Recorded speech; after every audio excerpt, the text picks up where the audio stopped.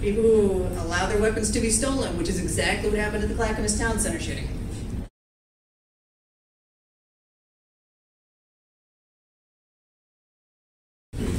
So what were Ceasefire Oregon?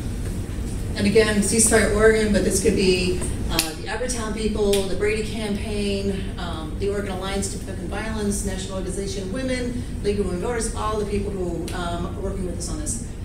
Felons and domestic abusers with firearms. That's a huge worry for us, for everybody. Children who access firearms. So we lose a couple of kids, and lose meaning dead, in Oregon every year. Another, nationally, about 20 kids every day are admitted to hospitals with gunshot wounds.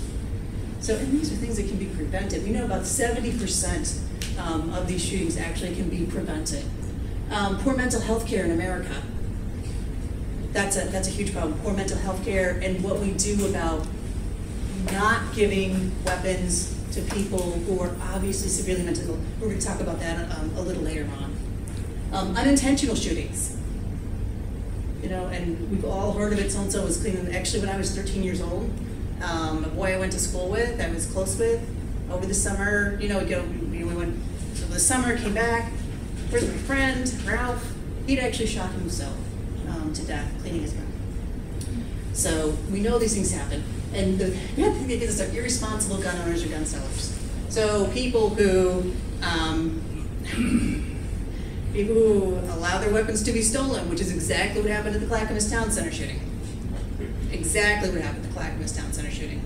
I happen to know now through this work the families who were affected by that. Cindy Hill died, Steve Forsythe died. What happened was the killer went to a party the night before, and the gun owner had several weapons. I don't even know how many, but the word has been several, just around in the closet, on the table there, loaded weapons. And the killer stole one of those weapons, took it to the Clackamas Town Center the next day, and now 2 people are dead because of it. That's an irresponsible gun owner who leaves his weapon out where anybody can take it. That's crazy. If you're worried about self-defense, keep it on your person by all means, but keep it under control. In fact, when people ask me what I think of gun control, to me it means you have your gun under your own control.